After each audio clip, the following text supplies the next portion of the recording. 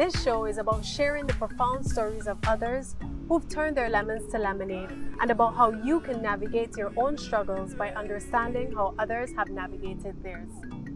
As I continue to search for my own truth, I will share the incredible stories of the people that cross my path, with the hope that you find inspiration, courage, and peace along your own journey to make the best lemonade your life has to offer.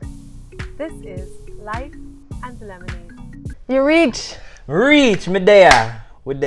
Yes, I like people who are doing good things in the community. So guys, today I am sitting with Etienne George Nelson. How do you have my full name? My whole government. Whoa. What?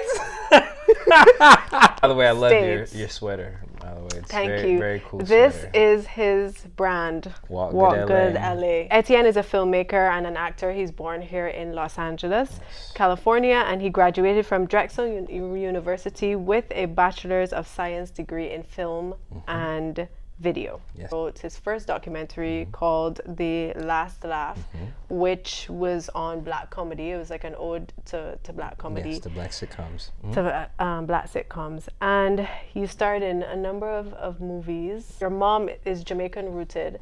Your grandmother, your Grandy. My Grandy is from Jamaica. Miss Rest in peace. Ivy. Miss Ivy. Who made this shirt? Who made this shirt? Yes, she designed it. You know, she was a big time designer in Jamaica. She designed this style of a suit called the Kariba.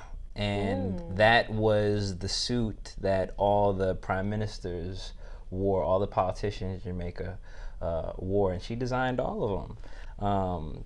You know, it was like, you know, in Jamaica, you know, at the time in the 70s, you couldn't wear the full suit because it was so hot. Right. So, you know, they had like the cutoff sleeve. Yes.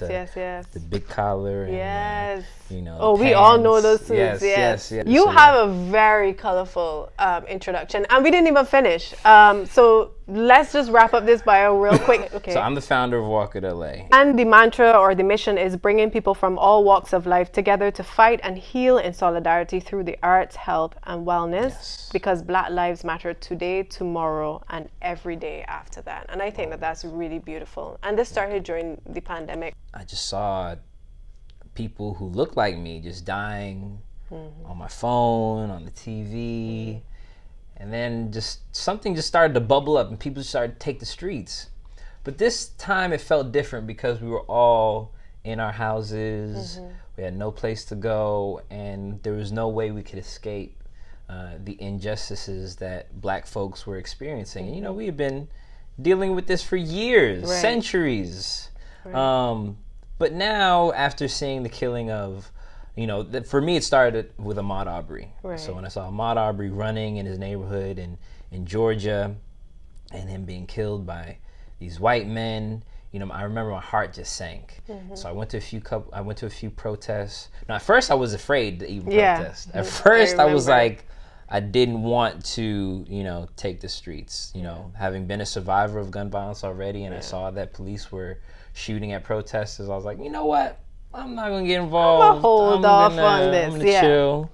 But then it was just like in the movies. I started to see my friends, you know, on the news, live news, and I was like, wait, I know that person. That's my friend. And I was like, all right, I have to do something. Yeah. And you know, June 13th was the first protest, and you know, I just sent out a flyer that I made on my phone to all my friends. I posted on social media, and I said, you know, we're Black. We're gonna run in the 3-mile radius of my neighborhood from Rimpaw to La Brea to Highland, La Brea to Wilshire, Wilshire back to Rimpaw. And those are like the biggest, you know, streets in the middle of Los Angeles. And I was like, all right, let's see who's gonna show up. So I get to the park, and it's like hundreds of people showed up. And I was like, wow, this is beautiful. And I took it a step further. I was like, I didn't want it to just be a protest. I wanted people to get on the mic and share how they felt after the protest. Because, you know, we had a lot of pent-up frustration and anger. And I just remember people were just finding their voices, getting on their mic, and just sharing how they felt. And a lot of the times people would say, you know, I don't normally get on the mic. I don't usually do this, but I just have to say something. And I took it a step further and I did something. And I saw just the people and the emotions in that park, and I was like, man, this can't just stop here. I saw people doing, I had Marley, my cousin, who's the director of health and wellness at Walk Good. I saw her lead these poses and these stretches before we did the run, and it was like a light bulb that came off in my head. I was like, yo, we should teach yoga in the park. And that next week, it was like Juneteenth weekend, and we had like 25 people in the park that did yoga. And you know, I was not a yogi at this point in my life. You know, I would go to a couple of yoga classes. I go to a couple yoga classes here and there, but I wasn't like actively doing yoga. And 25 people turned to 50 people. 50 people turned to 100 people. Then I started doing yoga with those people, and then we started a movement. And you know, it's dope because now we have people that aren't from LA. We have the transplants and the people that are from LA. And now you're traveling. You just did your first one in New York. We did New York 2 weeks ago, and then this week we're going to Martha's Vineyard. That's incredible. And then next we're gonna go to Jamaica. So who knows? Next time we might go to Barbados. Listen, for crop over, that would be. You have to do it. That would be dope. You have to do it. That would be tight. No, I think it's incredible. I really like what you guys are doing. It's like, it really is a community center is what it feels like. And I know it feels like that for many other people, and for Black people to come together and all walks of people, but really to have a space that feels like home. The thing is though, so you're from LA, you have this, but then you grew up in a house with like Jamaican influence, right? So I did want to ask you about that, because I'm always curious of what that is. I know that the immigrant spirit is a real thing. You know, where you leave your country and you move to another country, you come to design a life for yourself, right? And then you end up bringing your children along with you, behind you, but you can't quite leave the essence of who you are behind. Never. Do you feel like in your household, did you feel like you had like some sort of like Jamaican upbringing, or was that immigrant spirit present? Of course, but I think the only reason why I feel like I had somewhat of a Jamaican upbringing is because I went to Jamaica every summer. I grew up, you know, with my cousins and my friends and family in Jamaica, so I always went back.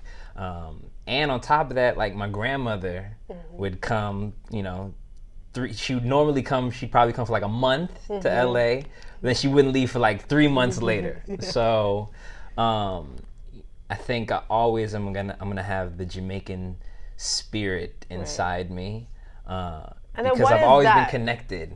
What is that different from like your friends that you may see? Because a lot of my friends, a lot of them don't know where they come from. A lot of them, like, you know, is when it comes to their lineage, it doesn't go past America. I have that privilege, and I don't take it for granted. But I honor that, because I know that's what my grandmother would want, and I know that's going to be my legacy. I mean, when you think of, you know, walk good, right? Walk good is something my grandmother always would tell me every time I leave the house. She'd be like, walk good, Etienne. Which is a Jamaican saying. It's a Jamaican saying. It means take care, walk in good stride, be careful. In Barbados, we say get up good. Get up good? Get up good. Like, okay, good, get up good. All right. I didn't know that. That's cool. So everything good. You see? And that's the thing about being of Caribbean descent. We're vibrant people. You know, we're colorful people. With a lot of personality. And we always have something to say and have something to show. And people love and appreciate that from all over the world. You know, people are just attracted to, you know, just who we are.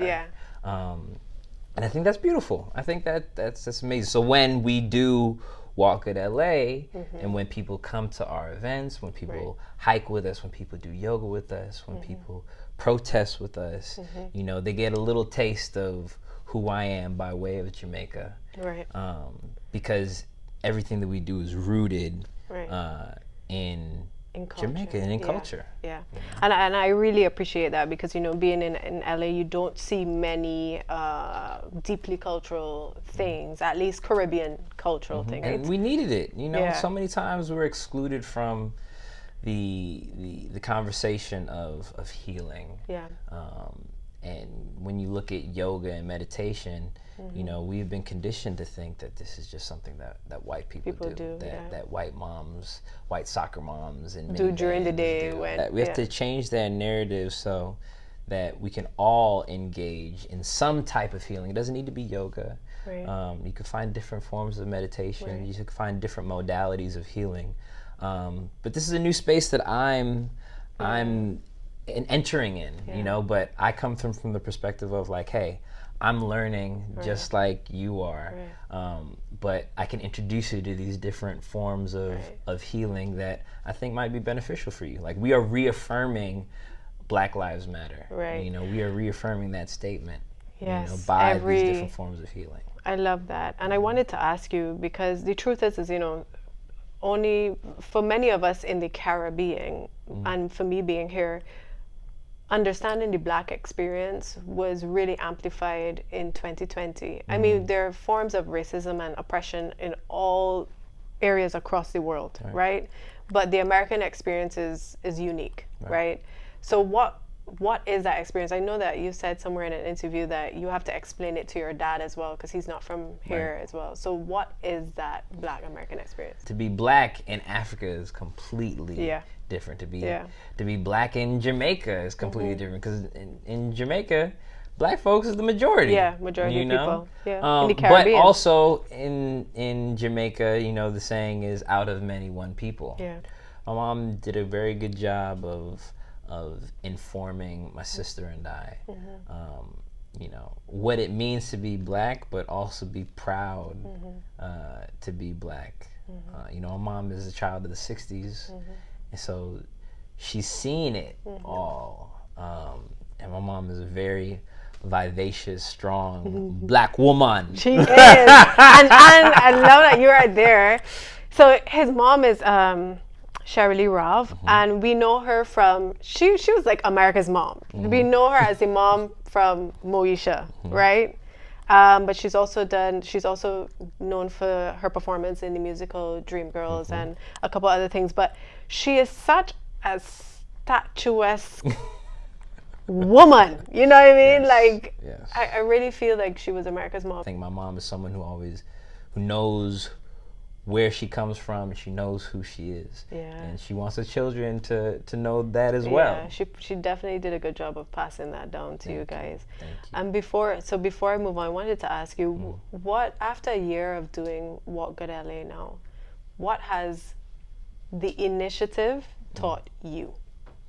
It has taught me discipline is the most important thing to start a business, to start a nonprofit, to start anything. Right. I realized that, you know, Walk Good was birthed out of a movement, but it was, and became a movement, but I noticed that it would not have become a movement if we weren't out there in the park every Sunday. I really put my whole life on hold as a filmmaker, as an actor, to focus on Walk Good LA and figure out ways to give back to my community by creating these experiences. But I could not have done it without, you know, the help of my family.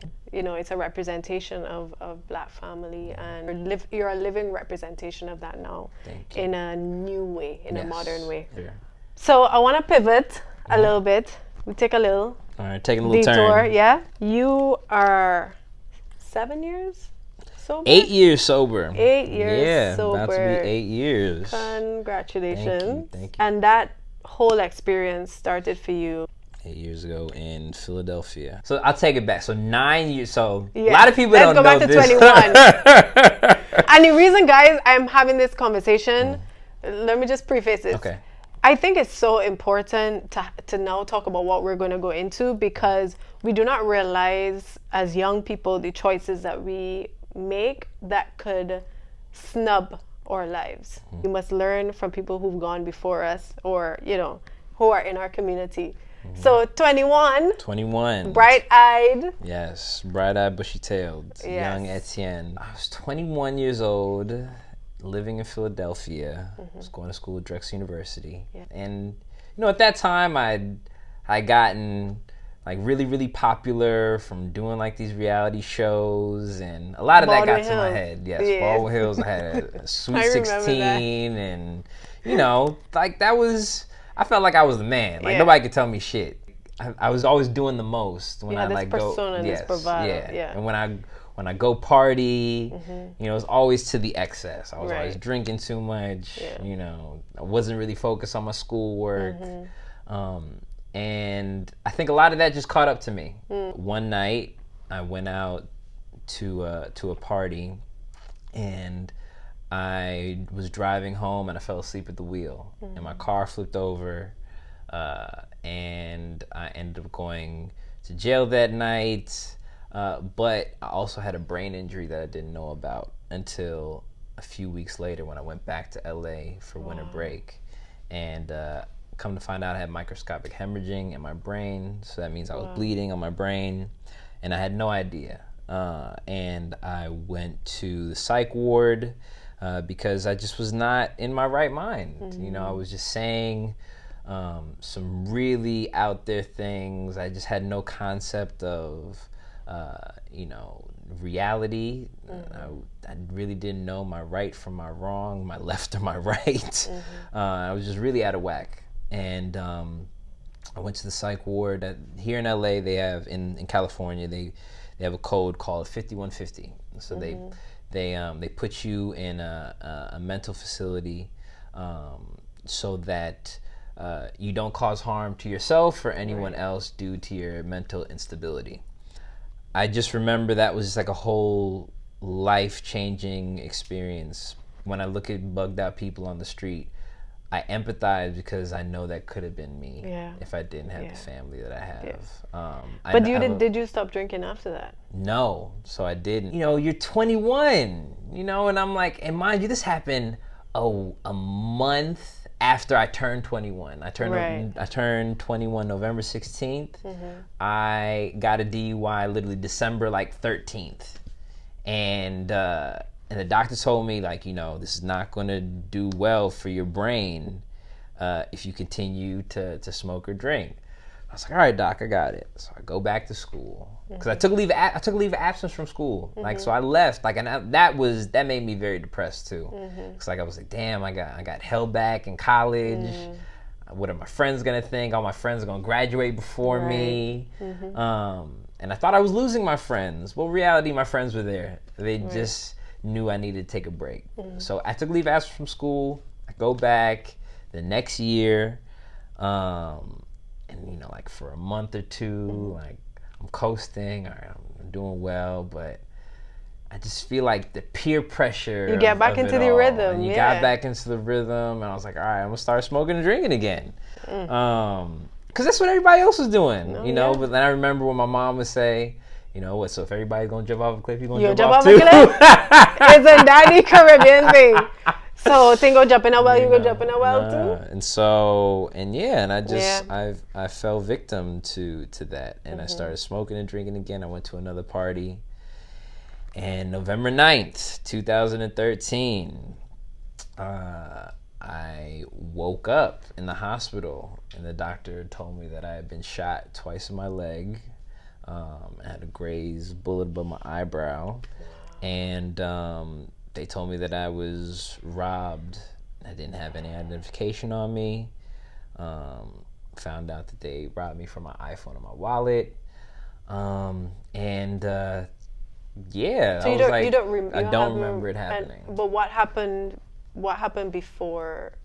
So I was at a party, right? And you know, when I woke up in the hospital, I'm thinking, you know, people, like somebody shot up the club. You know, I'm thinking, you know, like what happened to my friends? Like, did they get shot too? But I ended up finding out that it was a father and a son robbed me for my iPhone and my wallet at another bar in West Philly, like a completely different neighborhood from where I was at originally.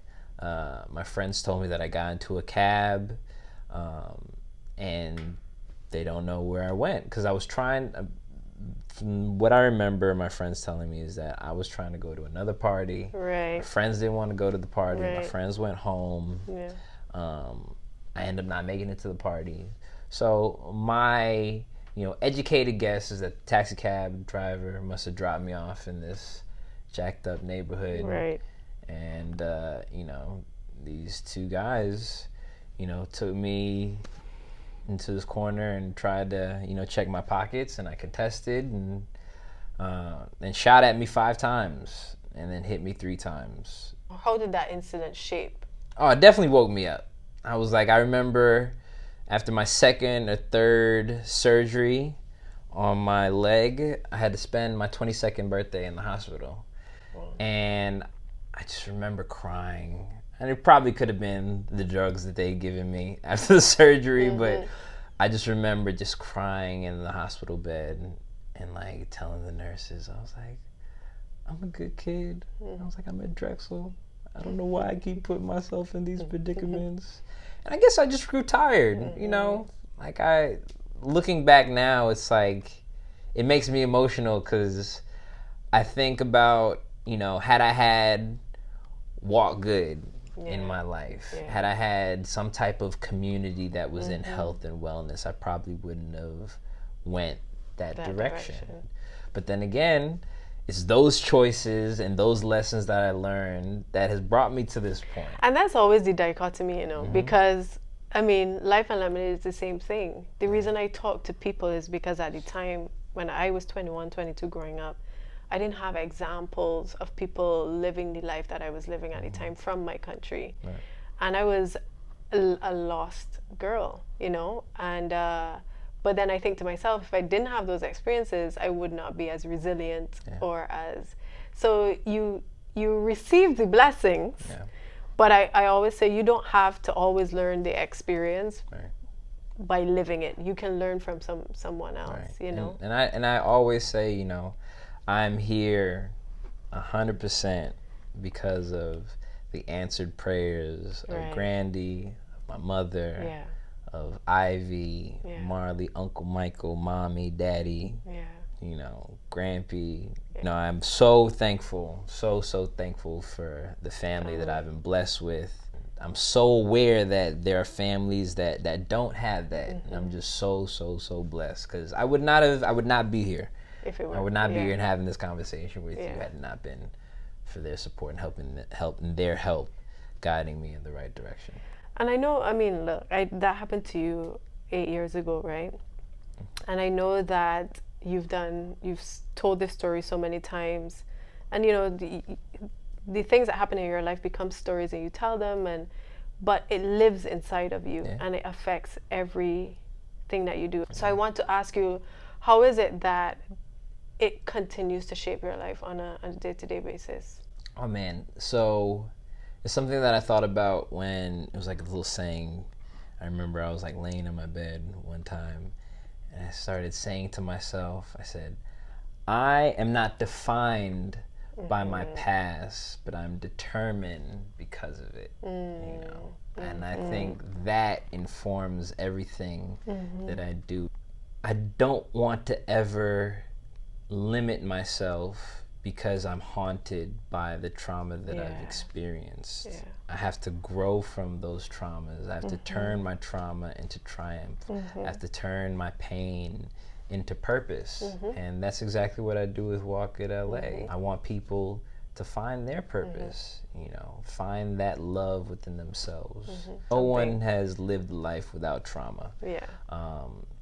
But now, how do we find these key elements so that we are not defined by that trauma? How do we turn lemons to lemonade? There you go. There you go. So what are some of the positive, how has it positively impacted your family? Oh man, this has made us so much closer. Oh my God. Like, I thought the pandemic was going to make us close, just because we were all in the same house every single day, but actively building something has made us so much more closer. I can imagine. And your mom supports you too. Like every time you guys had an event the other day, she was there up front and center. She'd bring her friends. Her friends come, auntie walking around, and it's just like, We all have choices. We all make choices. But it's those choices that are preparing you for the life that you have. And finding those ways to turn your trauma into triumph, that is a part of the healing journey, you know, because those are going to be the stories you're going to tell your kids, you know, when they're going to ask you, well, why didn't you want me to smoke? Why didn't you want me to drink? Well, you know, well, let me tell you, this is what I went through, and I don't want you to go through what I went through. So, you know.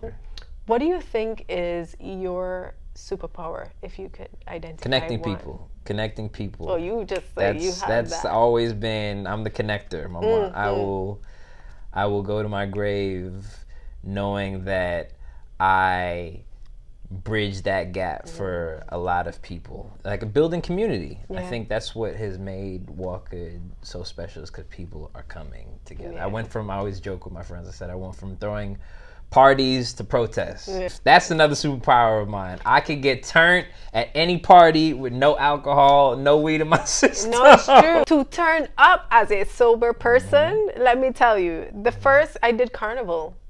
Sober. 2 years in a row. Sober. Wow. Listen, and people, I bet you people are looking at you crazy. Like, how'd you do that? Is America, I don't even know. But you find that is a superpower. It's why I wanted to come back to. You find yourself in that moment when you realize that you can have the most euphoric experience. You can be your full self. You can have your own energy and remember it, and not have the headache, you know, or not even get your bravado or your confidence from anything, but just you, the source yourself. It is so empowering. And don't you notice that people start to act different, or they start to get shy around you because you're not drinking and they feel bad. They're like, well, you know, I don't want to drink around you because you're not drinking. I'm like, and yo, no, it's your choice. It's your choice. It's okay. It's not what I'm doing. So don't let me and my choice affect your choice in participating. It's all right. We're going to have a good time. I noticed that. And they always, like, if we go to dinner, they always opt to order something else. And I guess maybe it's a form of respect, but you do you. It's it's about choices, about what works for you. But what I feel can be unfeel. Listen, it can't be. What does culture mean to you? Oh man, culture is just that exchange just now. Culture is what has informed everything that we do in our lives. It has richness and texture and, you know, dynamic. And it makes life beautiful. Yeah, man. It's like, it's a vibe. Every day is a vibe. It's a vibe. It's a vibe still. It's a vibe still. Is there anything about you that only someone living with you would know? Like a quirk or something? When I put my shoes in order, they are categorized by different brands. So my my sneakers. So I have a row for my Jordans. Right. I have a row for my Nikes. I have a row for my Vans, and I have a row for my Chucks. Do you have any watchwords that you live your life by? Yeah, they're always, and they all come from my grandmother. See, culture. This is legacy. This is, you know, the sayings of my Jamaican grandmother. She would always say, forward ever, backwards never. Every mickle make a muckle. That's every mickle makes a muckle is like drip drip this full bucket. What is it? What do you drip guys drip say? this full bucket. You ever hear that? It's every mickle makes a muckle. We say that too. But like drip drip this full bucket means like little by little a lot gets done. Oh, okay. Yeah. There you go.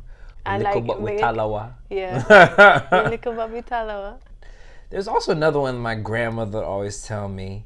Duppy know who fi frighten. I'm still trying to conceptualize that. It means people. Duppy know who fi frighten means people know who they can fool and who they can play around with. They assess you.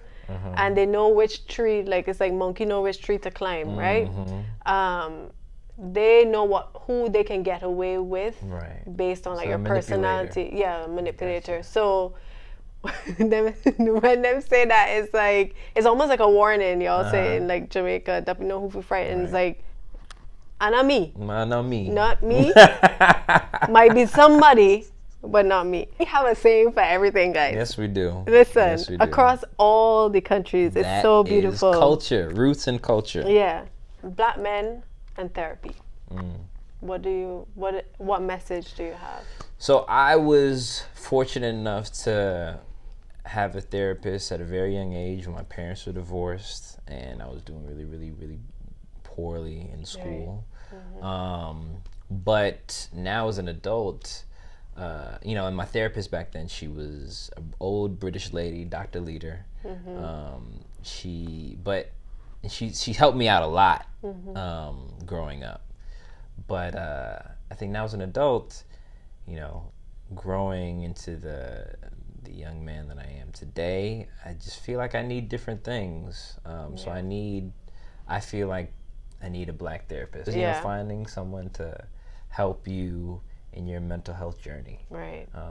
And someone who's lived the same experiences as a Black person, as a person of color. And may add a Caribbean person, because for us to, Caribbean people don't believe in, it's a stigma. It is a stigma. There's a lot of work that our Caribbean people must go through.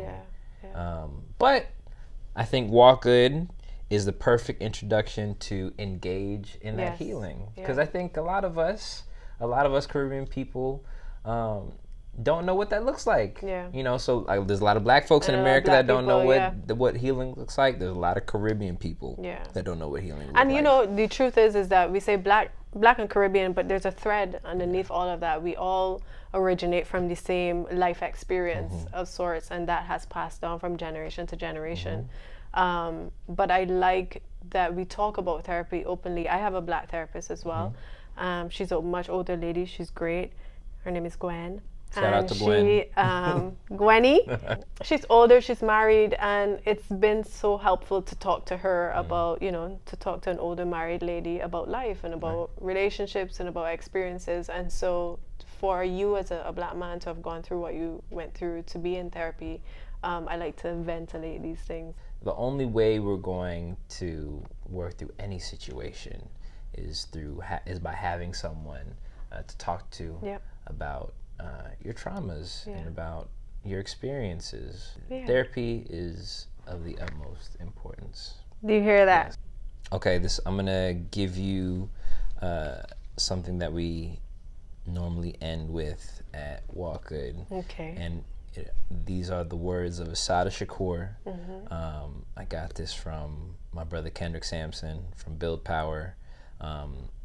Every time they would end or start their protests, they would say this, and you can repeat after me. Okay. It is our duty to fight for freedom. It is our duty to fight for freedom. It is our duty to win. It is our duty to win. It is our duty to heal. It is our duty to heal. We must fight for each other. We must fight for each other. We must love for each other. We must love for each other. We have nothing to lose but our chains. We have nothing to lose but our chains. I added the healing part, but I just felt like it was just so important given our conversation. Yes. So, yes. That is beautiful. Yes. Thank you. Thank you so much for being here. I appreciate you, girl. Thank you for having me. This is a wonderful thank you guys for being here. Yes. It's great. I hope you found value. I hope there's something in Etienne's life that has inspired you. Yes. So maybe, go to therapy, look at your choices, walk good. Yes, walk good. Healing, yes, walk get good. Up good. Run good, hike good, feel good, love good, live good. Till next time. Everything good.